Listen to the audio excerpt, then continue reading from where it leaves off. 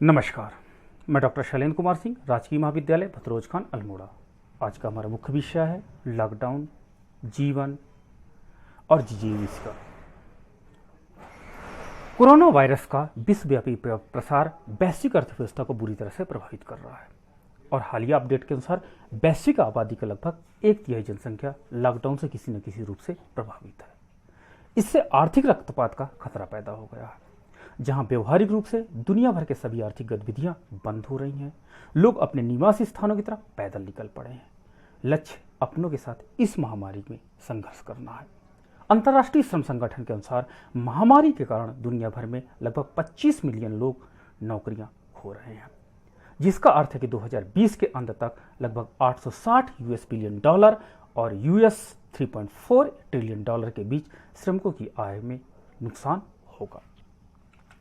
Lockdown ने उद्योग धंधों पर पूर्ण विराम लगा दिया है, जिसके कारण वस्तुओं और सेवाओं की खपत में गिरावट में तब्दील हो जाएगी, जिसका राष्ट्रीय अर्थव्यवस्था पर, व्यवसाय पर, लोगों की जीविका पर नकारात्मक प्रभाव पड़ेगा। एशियाई देशों की आपूर्ति श्रृंखला पिछड़े और आगे के संपर्कों में व्यवधान लाएगा, अर्थात आर्थिक अवसर की श्रृंखला टूट जाएगी, जो कि रोजगार के प्रमुख प्रदाता जैसे कि विनिर्माण, पर्यटन, आतिथ्य, यात्रा, सेवाएं, खुदरा उद्योग, छोटे और मध्यम उद्योग के साथ हम देख सकते हैं।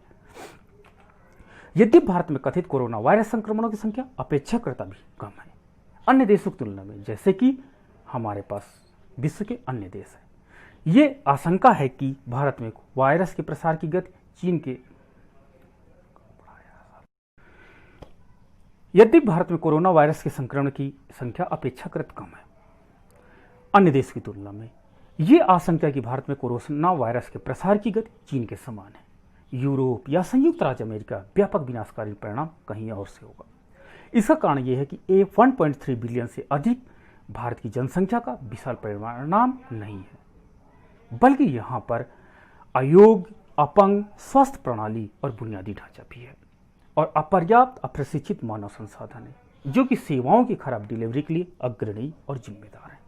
आधिकारिक तौर पर कोविड-19 ने भारतीय सामुदायिक प्रसारण के अपने तीसरे चरण में नहीं पहुंचा है। संभावना की जा रही है शायद पहुंच जाए और अभी भी स्थानीय प्रसारण के चरण में ही है और साथ ही साथ भारत में मृत्यु दर कम है, जो एक अच्छा संकेतक है, और रिकवरी रेट अच्छा होना। अगर हम लॉकडाउन की बात करें, क्या लॉकडाउन हमारी अर्थव्यवस्था के अनुकूल रहा या नहीं? अब हम भारत में लॉकडाउन में लगभग 3 महीने गुजार चुके हैं। हर किसी के दिमाग में एक ही मुख्य सवाल है, क्या ये लॉकडाउन सबसे अच्छी सही रणनीति थी इस कोरोना वायरस के महामारी के संदर्भ में? शुरू में इसे सही ठहराना सही था। क्यों? क्योंकि हमारे पास और कोई रास्ता नहीं बचा था। अधिकांश देशों ने जीविका और जीवन का चुनाव किया, जबकि जीविका को त्यागा, अर्थात लॉकडाउन को अपनाया। भारत में दुनिया का सबसे बड़ा तालाबंदी लॉकडाउन रहा। ब्रिटेन, अधिकांश यूरोप और यहां तक कि अमेरिका ने भी ऐसा किया। तो उन लोगों ने, हमारे पड़ोस, यहां तक कि पाकिस्तान ने पहला सुर प्रारंभ में तो इसका विरोध किया, लेकिन बाद में इसको उन्होंने स्वीकार किया। तर्क सरल था, जीवन के आगे जीविका हार चुकी थी, अर्थात लोगों ने जीवन को अधिक महत्व दिया जीविका की अपेक्षा। कई अर्थशास्त्रियों और अन्य लोगों ने इस विवाद को उठाया कि अल्पकाल में जीवन को इंपॉर्टेंस आप दे सकते हैं जीविका के ऊपर, but it will be depend upon the your earning, your saving. यदि आपके पास सेविंग है विकसित देशों के समान, तो लॉकडाउन आप लगा सकते हैं। लेकिन भारत जैसे कम विकासशील देशों में, जहां पर लोगों की इनकम कम है, सेविंग बहुत कम है, most of the population depend है डेली वेज पर, वहां पर क्या लॉकडाउन सही था? अर्थात विकसित देशों में अल्पकाल का समय अधिक होता है, जबकि विकासशील देशों में अल्पकाल का समय कम होता है। इसलिए भारत में लॉकडाउन की परिस्थितियां अगर 3 महीने तक हैं, तो वास्तव में ये 3 महीने उन लोगों के लिए बहुत भारी पड़ रहा था, जीवन पे भारी पड़ रहा था, जो लोग वास्तव में दैनिक श्रमिक हैं। इसलिए भारत को लॉकडाउन हटाना एक अनिवार्य था, नहीं तो आर्थिक रक्तपात का खतरा बढ़ रहा है। अंततः यह अर्थव्यवस्था में मांग बहाल करने के लिए व्यक्तियों और सरकार के माध्यम से आय के बारे में कई विद्वान अर्थशास्त्रियों ने पूरी रणनीति के माध्यम से सोचने को, खुद को एक कोने में ना बंद करने के लिए तर्क दिया, जहां से कोई भी बाहर निकल नहीं पा रहा था। लेकिन विकल्प हमारे पास सीमित है। भारत जैसा बड़ा देश, गरीब देश, पूरी आबादी का सामूहिक परीक्षण नहीं कर सकता है, और ना ही ये 75% आबादी को संक्रमित के होने के लिए उन्मुक्ति का वहन कर सकता है। यदि भारत में 3% भी इसका प्रभाव देखा जाए तो आज हमारे पास 3 या 4 मिलियन लोगों की डेथ हो सकती है, जो भारत के लिए वास्तव में बहुत कष्टकारी होगा।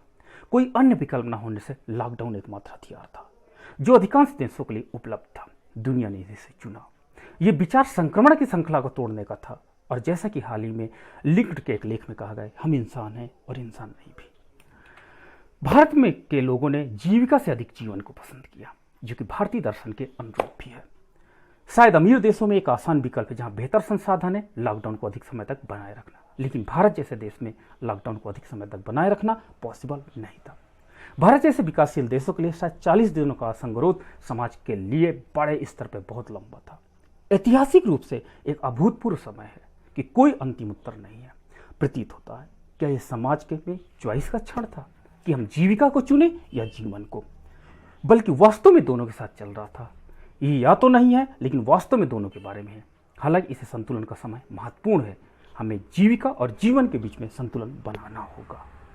हमें अपने अंदर व्याप्त भय को हराना होगा। हमको जीविका के पुनः संसाधन को एकत्रित करना होगा। इसके अंतर्गत हमें स्वयं और सरकार को साथ आना ही पड़ेगा।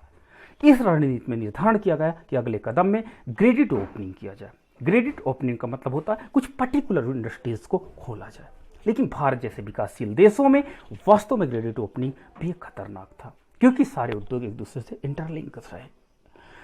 अर्थव्यवस्था की पूरे के अलग हिस्से को नहीं, मूल श्रृंखला एक छोटे के हिस्से को छोड़ने का मतलब संपूर्ण विनिर्माण क्षमता को खो देना होता है। यहां पर छोटे बड़े व्यवसाय के बारे में नहीं, बल्कि पूरी श्रृंखला जो कुछ समय के लिए बंद नहीं कर सकती। भविष्य निश्चित है और नीरस दोनों था, लेकिन एक समाज के रूप में हमारे पास असली मुद्दा गिनी गुणांक है। ये आय समानता का आमतौर पर उपयोग किया जाने वाला उपाय है, जो किसी देश के लिए 0 और 1 के बीच एकल संख्या में पूर्ण आय वितरण को संचालित करता है। ये संख्या जितनी अधिक होगी, आय असमानता उतनी अधिक होगी। भारत के लिए कोविड-19 से ऊपर या नीचे जाना एक नैतिक प्रश्न है। ये प्रत्येक देश के लिए निर्धारित करेगा कि रणनीति हमारी कैसे असफल हो गई और हम आज कहां पर हैं। हमें पुनः जीविका के व्यवसाय को पुनः चालू करना होगा, लेकिन प्रबंधन की नई तकनीकों और स्वचालन के एक और महत्व को पहचानना होगा। आज हमारी प्रौद्योगिकी परिवर्तन के दिशा में अग्रसर है और हमें इसे स्वीकार करना होगा। साथ ही साथ दिल के प्रबंधन के साथ मन के प्रबंधन को भी अपनाना होगा। लोगों के अंदर जो भय व्याप्त है उसे भी खत्म करना होगा, तभी हमारी स्किल पुनः आ पाएगी। इतिहास हमें यह सिखाता है कि सभी महामारियों आमतौर पर 2 तरह के अंत होते हैं, स्वास्थ्य या चिकित्सा परिणाम जो हम शामिल करते हैं, अर्थात हम कितना रिकवर करते हैं। दूसरा सामाजिक परिणाम, लोगों के अंदर से इस डर को अंत करना होगा, या इस डर के साथ हमें पुनः अपने जीविका के संसाधन को जुटाने होंगे। स्थिति की विडंबना यह है कि सामाजिक भेद और आत्म अलगाव और मानव जीवन की भलाई और कल्याण की आवश्यकता को स्वीकारता है। वही देश पर तालाबंदी के कारण आर्थिक और सामाजिक प्रभाव की गंभीरता पर चिंता बढ़ रही है। लेकिन ये तालाबंदी आर्थिक मंदी के साथ साथ दैनिक रोजी रोटी के लिए निर्भर मजदूरों के लिए अत्यंत घातक साबित हुई। कौशिक बस और अरुण कुमार जैसे अर्थशास्त्रियों ने इस आशंका को प्रतिध्वनित किया कि 50% आबादी के लिए आवश्यक सामान और सेवाएं प्रदान करने में विफलता भारत के सामने बड़े पैमाने पर पीड़ितों और सामाजिक विद्रोह के कगार पर ला सकती है। विकास के इंजन के रूप में शहर एक पीस पड़ाव पर आ गए हैं। इसका कारण यह है कि सिटी मेकर्स जैसे दिहाड़ी मजदूर, स्ट्रीट वेंडर, ऑटो या रिक्शा चालक और निर्माण की उपयोगिता कार्यकर्ता इसे बहुत खराब पा रहे हैं। कोई काम नहीं होने और सामाजिक सुरक्षा और अधिकारों की कमी के बीच जीवित रह रहे हैं, अतः उन्हें अपने घरों में पहुंचने के लिए पैदल ही उन्होंने संघर्ष करना प्रारंभ कर दिया है। इसी तरह छोटे व्यवसाय के साथ फ्रीलांसरों, टमटम अर्थव्यवस्था में काम करने वालों की दुर्दशा है, जिन्होंने राष्ट्रीय तालाबंदी का खामियाजा उठाना शुरू कर दिया। दूसरी ओर बड़े व्यवसाय, नियमित वेतनभोगी नागरिक, हालांकि सामाजिक गड़बड़ी को लागत में सहन करने होते हुए नेविगेट हम कर सकते हैं। आज हम भारत में लचर आजीविका की स्थिति में आने से पहले राष्ट्रीय स्तर के रोजगार में कुछ प्रमुख रुझानों को उजागर करना महत्वपूर्ण है। हाल के आवधिक श्रम बल सर्वेक्षण के अनुसार देश में लगभग 0.45 बिलियन, लगभग 47% वयस्क काम कर रहे हैं। श्रमिक के आधे से अधिक स्वनियोजित हैं। इसके बाद आकस्मिक श्रमिक और शेष नियमित वेतनभोगी हैं। इनमें से आकस्मिक श्रमिक अपने काम की अनियमित प्रकृति और अपने काम के कार्यक्रम के आधार पर दैनिक मजदूरी भुगतान के कारण सबसे कमजोर है। अन्य श्रमिकों की स्थिति एक महान दृष्टि प्रदान नहीं करती है, क्योंकि अधिकांश स्वयं नियोजित या तो स्वयं खाता कार्यकर्ता, अवैतनिक पारिवारिक कार्यकर्ता थे, जिनमें से 4% नियोक्ता या उद्यमी। दूसरी ओर 70% से अधिक नियमित वेतनभोगी श्रमिकों के पास कोई लिखित अनुबंध नहीं रहा। 72% निजी क्षेत्रों में लगे हुए हैं। लगभग 46% वास्तव में उनके पास कुछ नहीं है, और 45% किसी भी सामाजिक सेवा के लिए हकदार नहीं है। हम बात यदि करते हैं कि वास्तव में इस प्रकार प्रचलित कोरोना महामारी और तालाबंदी के संदर्भ में अनुमानित 0.220 बिलियन श्रमिकों की नौकरी और कमाई प्रत्यक्ष रूप से इस कोरोना काल प्रभावित हुई है, जिसमें बिना काम और सुरक्षा कर्मचारी, नियमित या वेतनभोगी कर्मचारी अथवा एकमात्र स्वरोजगार शामिल है। इसके अंतर्गत खतरे में आ गए हैं। यदि हम इनके अंतर्गत भीख मांगने वाले, वेश्यावृत्ति करने वालों को भी सम्मिलित कर लें तो यह आंकड़ा बढ़कर 0.03 बिलियन हो जाएगा। यदि बाजार गतिविधियों की अनुपस्थिति ने इन कमजोर आर्थिक लोगों, उनके परिवारों पर सीधा प्रभाव डाल रही है। संघ और राज्य सरकारों ने निजी क्षेत्र से अपील की है कि संकट के समय में श्रमिकों को काम पे ना रखें और ना ही उनकी तनख्वाह में कटौती करें। राज्यों द्वारा वित्तीय राहत पैकेज की घोषणा की गई है। उदाहरण के लिए उत्तर प्रदेश ने वित्तीय पैकेज की घोषणा की है। अनुमानित 3.53 मिलियन दैनिक भोगी मजदूर और नकद हैंडआउट देने के माध्यम के लिए 3.53 बिलियन। इसके अलावा प्रत्यक्ष लाभ अंतरण के माध्यम से प्रत्येक राज्य भर में 1.5 मिलियन दैनिक मजदूरों को और 2.03 मिलियन निर्माण श्रमिकों को दिया गया है। राहत पैकेज से रिक्शा चालक, फेरी वाले, कियोस्क मालिक सहित लाभार्थी को उनके खाते में सीधे बैंक ट्रांसफर हो रहा है। पंजाब सरकार ने रुपए की तत्काल राहत की घोषणा की है। राज्य में प्रत्येक पंजीकृत निर्माण श्रमिकों को 3000 कुल राशि इस उद्देश्य के लिए 0.96 बिलियन रखे गए हैं।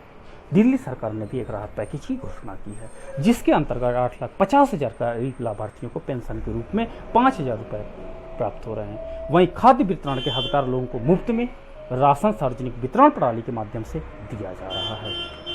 ये स्पष्ट है कि लॉकडाउन को एक अच्छी तरह से तैयार रणनीति के बिना रखा गया था, जिसमें आवश्यक वस्तुओं, चिकित्सा देखभाल सेवाओं, किट और उपकरण, जनशक्ति और बुनियादी ढांचों को तैयारी को सुनिश्चित आपूर्ति और गरीबों के साथ साथ क्या होता इस बारे में विचार की शामिल किए गए, और जो इस अवधि के दौरान कोविड-19 भय के बीच अपनी आजीविका को खो देते हैं। स्पष्ट दिशा निर्देशों और उचित कार्यान्वयन योजनाओं के अभाव में इन सभी घोषणाओं का क्रियान्वयन सर्वव्यापी प्रतीत होता।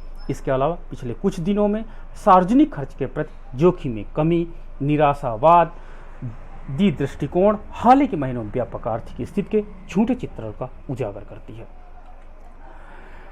गरीब और अनौपचारिक नौकरियों में शामिल लोगों या सब्जी विक्रेताओं, निर्माण श्रमिकों, रिक्शा चालकों, ऑटो रिक्शा चालकों, अस्थायी श्रमिकों आज के लिए कोई उचित राष्ट्रीय स्तर की रजिस्ट्री नहीं है, अर्थात हम उनकी पहचान करने में सक्षम भी नहीं है। अतः इनकी अविलंब रजिस्ट्री होना अनिवार्य है, तभी हम कोरोना के अंतर्गत समाज के इस वर्ग को पुनः वास्तव में पटरी पर ला पाएंगे। इन रजिस्ट्री होने के लिए तत्काल आवश्यकता है प्रत्यक्ष आर्थिक, स्वास्थ्य और अन्य आवश्यक आकस्मिक सुरक्षा और सहायता प्रदान करने के लिए गतिशील बेरोजगारी रजिस्ट्री के साथ नवीनतम डिजिटल प्रौद्योगिकी नवाचारों का उपयोग करके स्थापित किया गया है।